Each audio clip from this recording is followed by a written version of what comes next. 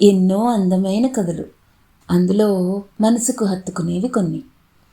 ఇప్పుడు నేను చెప్పబోయేది వంశీ గారు రాసిన ఆకుపచ్చని జ్ఞాపకం నుంచి భాగ్యవతి అనే కథ. అసలు దర్శనమ్మ అంటే ఎవరో తెలుసా? దండకారణ్యంలోనూ దాని మధ్యలో ఉండే లోయల్లోనూ వెన్నెల రాత్రుల్లో మాత్రమే కలదిరుగుతూ ఎవ్వరికీ ఎప్పటికీ దర్శనం ఇవ్వని వాళ్ళ దేవత, ఒక శక్తి. అలాంటి ఆ ఆదిశక్తి అప్పుడప్పుడు కొండోళ్ల భాగ్యవతి మీద పూనుతుంది. శక్తి అలా పూనినప్పుడు తెరిచిన రెప్ప మరి మూయకుండా ఉండిపోతుంది భాగ్యవతి. ఆమె చూపును బట్టి, ఆ గుడ్లు తేలేయడాన్ని బట్టి వెంటనే అర్థం చేసుకునే అక్కడి జనం వెంటనే గుగ్గిలం పొగేసి పూజలు మొదలెడతారు. 16 ఏళ్ల భాగ్యవతి పొడుగు, నలుపు, పెద్ద పెద్ద కళ్ళతో నవ్వుతా చూస్తుంది తప్ప మాట్లాడదు. ఎప్పుడైనా నోరు విప్పి మాట్లాడితే ఒరియా కలిసిన తెలుగు ముక్కలు 2 అంతే. చిమిడిపల్లి రైల్వే స్టేషన్లో పాయింట్ మ్యాన్గా పనిచేస్తున్న బొజ్జన్న అనే 55 ఏళ్ల వాళ్ళ మాయ ఇంట్లో ఉంటుంది భాగ్యవతి. రైల్వే క్వార్టర్స్కి బాగా దూరంగా ఉండే చిమిడిపల్లి ఊళ్ళోకి ఎప్పుడైనా వెళితే ఎదురైన వాళ్ళు వాళ్ళ పాకల్లోకి తీసుకెళ్ళి ఇంట్లో ఏముంటే అది పెడతారు. వాటిని తింటా ఆ ప్రాంతంలో పెరిగే పనస చెట్ల వెనుక చందమామలాగా నవ్వుతుంది. కాసేపయ్యాక నవ్వుతానే వెళ్ళిపోతుంది. భాగ్యవతి వయసు 18 ఏళ్లు దాటింది. ఆ ఊరిలో కుర్రాళ్ళు కానీ, ఆ కొండల మధ్య ఉండే తతిమా ఊళ్ళో వాళ్ళు కానీ భాగ్యవతిని పెళ్లి చేసుకోవడానికి ముందుకు రావడం లేదు సరికదా. భయపడుతూ, మహాపాపం, అసలు అమ్మోరికి పెళ్ళేంటి, ఆ దేవతకి పెళ్ళేంటి అంటున్నారు. ఒంటి మీద చెయ్యేస్తే డాగుపడిపోద్దా అన్నంత తెల్లగా, లేతగా నవనవలాడుతూ ఉండే అతని పేరు సుభాష్. సూర్యోదయానికి ముందు విశాఖపట్నంలో అతనెక్కిన కిరండోల్ ప్యాసింజరు మల్లివీడు, శృంగవరపుకోట, బొడ్డవర దాటి దండకారణ్యంలోకి వెళ్తుంది. కొండల్ని తొలచిన గుహల్ని దాటుకుంటూ శివలింగపురం, తైడా స్టేషన్లు దాటాక కీకరారణ్యంలో కొండల మధ్యున్న చింగిడిపల్లి స్టేషన్లో ఆగేసరికి పగలు 12 అయ్యింది. ఆగిన రైళ్ళు వెళ్ళిపోయాక చుట్టూ చూసిన సుభాష్, చాలా చిన్న స్టేషన్ ఇది. రైల్వే ట్రాక్కి ఎడం వైపు కొండలున్నాయి, కుడివైపు లోతుల్లో రైల్వే క్వార్టర్సు. అక్కడి నుంచి ఎక్కడికి వెళ్ళాలన్నా రైలు మార్గం తప్ప మరో దారి లేదు. ఎలాంటి శబ్ద కాలుష్యం, వాయు కాలుష్యం లేని ప్రాంతం. పుష్కలంగా పారుతున్నాయి నీళ్లు, ఆగకుండా వీస్తున్నాయి కొండగాలులు. ఎదురొచ్చిన 12 మంది స్టాఫ్ తనకి స్వాగతం చెప్పారు.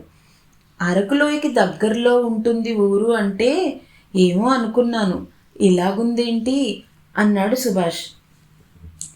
ఇలాగే ఉంటుంది కాబట్టి ఇలాగే ఉంది అన్నాడు డ్యూటీలో ఉన్న ఏఎస్ఎం. అతని పేరు సలాం. ఇక్కడ ఎంటర్టైన్మెంట్ కావాలంటే ఎలాగండి అడిగాడు సుభాష్.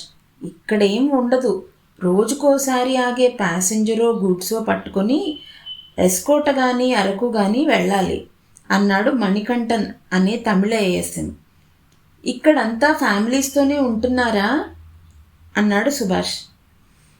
మేమిక్కడ బ్యాచిలర్స్గా ఉంటూ వండుకుంటున్నాం, మా భార్యా పిల్లలు వైజాగ్లో అన్నాడు మణికంఠన్. ఎందుకలా? పిల్లల ఎడ్యుకేషన్ కోసం. పైగా మగవాళ్ళం, మనకంటే తప్పదు. ఆడాళ్ళు ఆ అడవుల్లో ఎలాగుండగలరు పాపం అన్నాడు. అన్నట్టు మీకు పెళ్ళయిందా అడిగాడు మణికంఠన్. లేదు కానీ ఈ అరణ్యంలో ఎలాగుంటున్నారండి మీరంతా, చాలా ఇబ్బందిగా అన్నాడు సుభాష్. అతని చుట్టూ మూగిన జనం మధ్యలో నవ్వు వినిపించింది.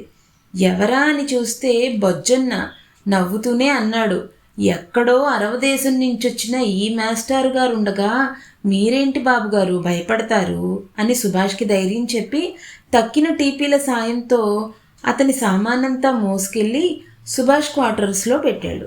స్నానం చేసొచ్చిన సుభాష్ ముందు నిలబడ్డ బొజ్జన్న, అన్ని సామాన్లు సదిరేశాం బాబు, ఈ పెట్టె ఎక్కడ పెట్టాలో చెప్పండి అంటా ఒక చెక్క పెట్టి చూపించాడు.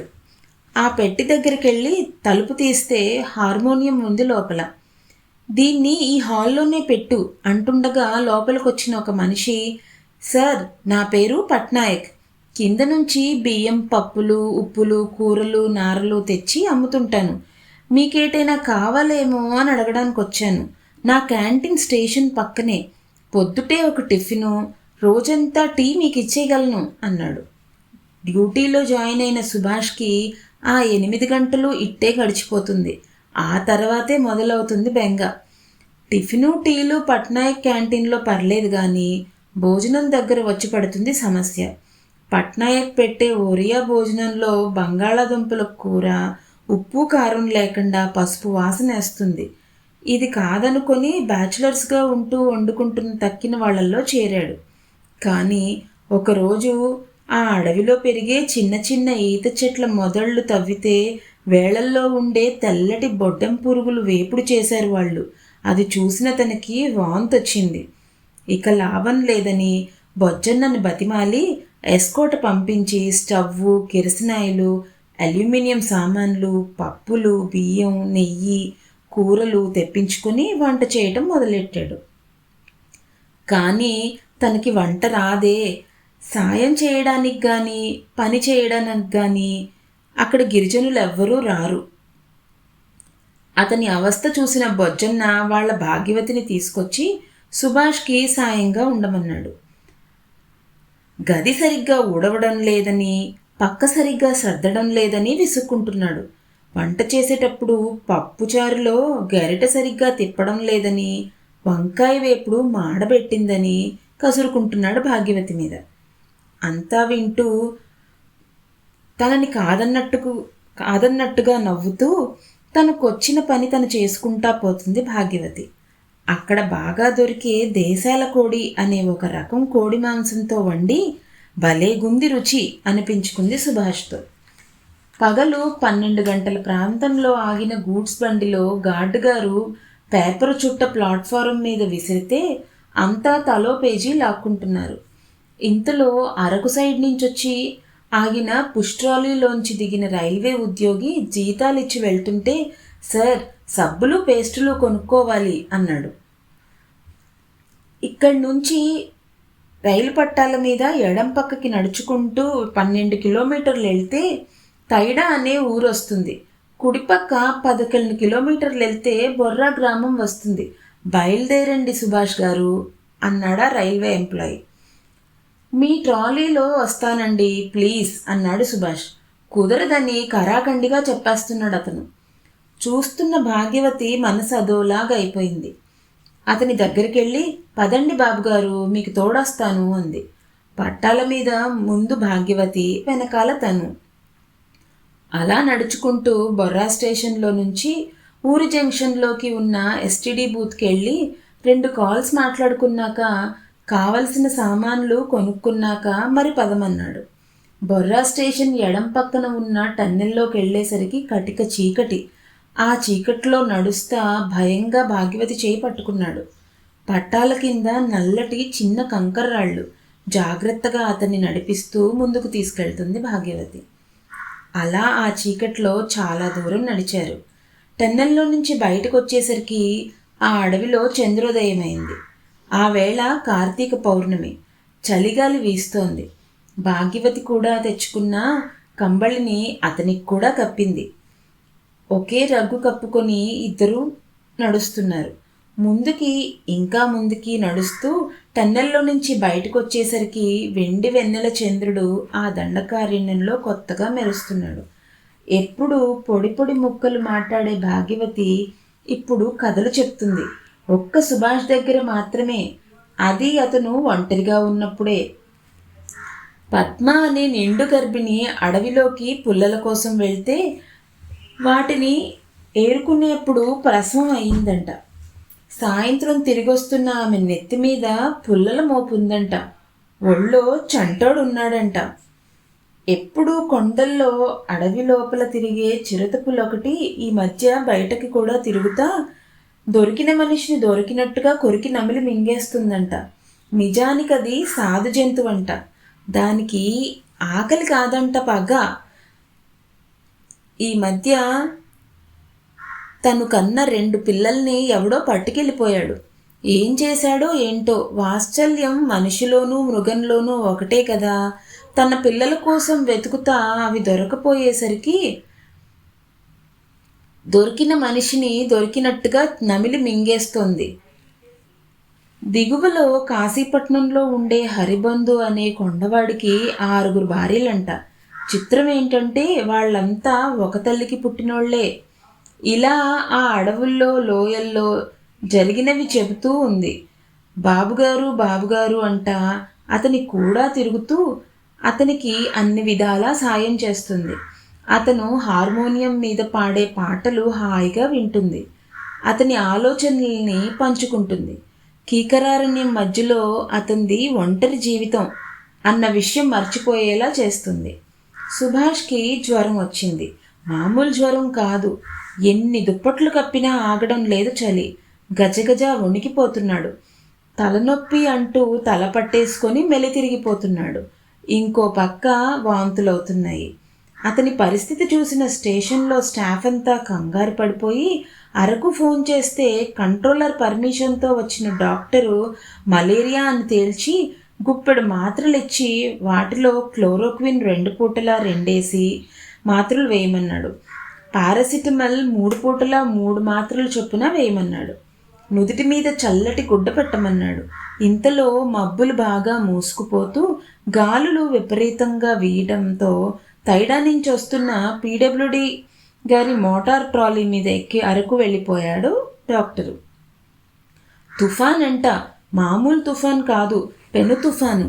స్టేషన్కి ఫర్లాంగ్ దూరంలో ఉన్న ట్రాక్ కింద లైనుని కొరికేస్తుంది కొండవాగు. వీస్తున్న పెనుగాలులకి బ్రిటిషర్స్ కాలం నాటి టేకు చెట్లు, ఊడలేసిన మామిడి చెట్లు నేలకూలుతున్నాయి. ట్రాక్షన్ స్తంభాలు పడిపోతున్నాయి. సిగ్నల్ బాక్సులు కొట్టుకుపోతున్నాయి. ఎల్లప్పుడూ తెల్ల బండరాళ్ల మధ్య సన్నసన్నగా ప్రవహించే గోస్తని నది బాగా నిండిపోయి ఉధృతంగా ప్రవహిస్తుంది. ఇప్పుడు వర్షం తెరివ్వడం లేదు ఇక్కడ. రైళ్ల రాకపోకలు ఎప్పుడో ఆగిపోవటంతో ఈ చిమిడిపల్లి స్టేషన్లో జనానికి బయట ప్రపంచంతో సంబంధాలు తెగిపోయాయి. ఈ తుఫాన్కి ఎవళ్ళ అవస్థలో వాళ్ళు ఉండటంతో సుభాష్ నెవ్వరూ పట్టించుకోవడం లేదు. అతని మంచం దగ్గరే కనిపెట్టుకునున్న భాగ్యవతి ఆ డాక్టర్ చెప్పినట్టు మాత్రలేస్తుంది. ఆరారా నుదుటి మీద గుడ్డ మారుస్తుంది. జ్వరం ఇలా తగ్గినట్టే తగ్గి మళ్ళీ తీవ్ర రూపం దాలుస్తుంది. ఇక రాత్రనక పగలనక ఒకటే వర్షం, ఒకటే గాలి. 2 రోజులైనా తగ్గలేదు తుఫాను. నీరసంగా కళ్ళు తెరిచాడు సుభాష్. డాక్టర్ చెప్పిన ప్రకారం అతనికి బ్రెడ్ పెట్టాలి, పాలు ఇవ్వాలి. కొండ దిగి 7 కిలోమీటర్లు అడవిలో నడిస్తే వచ్చే కాశీపట్నంలో తప్ప ఇక్కడ దొరకవు పాలు. ఏం చేద్దాం అంది గుమ్మం దగ్గర కూర్చున్న బొజ్జన్నతో. ఈ తుఫాన్లో నేను దిగలేనా కొండ, కీళ్ల నొప్పులు అన్నాడు బొజ్జన్న. అయితే బాబుగారిని కనిపెట్టుకోనుండు అని బొజ్జన్న ఎంత వద్దన్నా వినకుండా చెంబు తీసుకుని బయలుదేరింది. ఇలా 10 అడుగులు వేసిందో లేదో చేతిలో గొడుగు ఎగిరిపోయింది. క్షణాల్లో తడిసి ముద్దైపోయిన భాగ్యవతి ఊపేస్తున్న ఆ గాలులకి పడతా లేస్తా జారతా ఆ కొండ మేంచి కిందకి దొర్లుకుంటా నానా అవస్థలు పడతా కాశీపట్నం వెళ్ళింది. వెతగ్గా ఓడియ్యా అనే వాడింట్లో 2 పాలిచ్చే మేకలున్నాయి.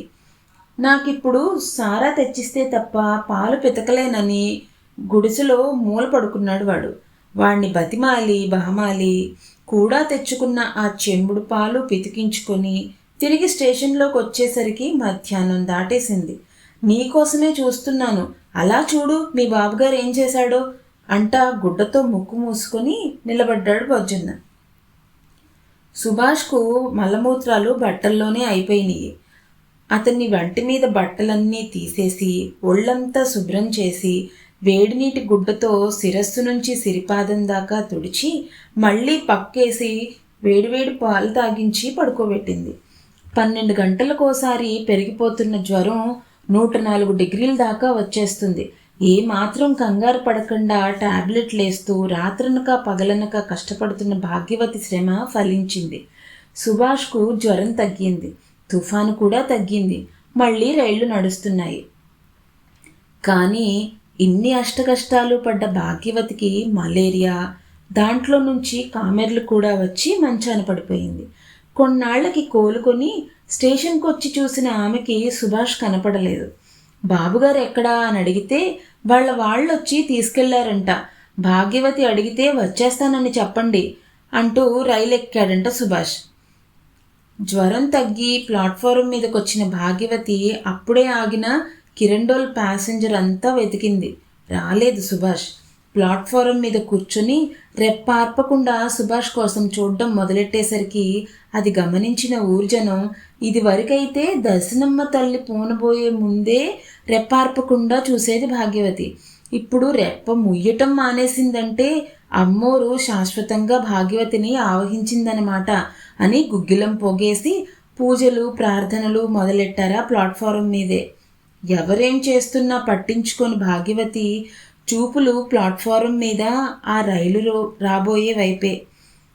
ఆమె ధ్యాసంతా ఇక దిగబోయే తన బాబుగారైన ఆ సుభాష్ మీదే. చాలా ఏళ్లు గడిచిపోయాయి. చిమిడిపల్లి ప్లాట్ఫారం మీద చివర గుడి కట్టేశారు. ఆ గుడిలో భాగ్యవతి ఆగబోయే రైల్లో దిగబోయే తన బాబుగారి కోసం ఎదురు చూస్తూనే ఉంది ఇంకా.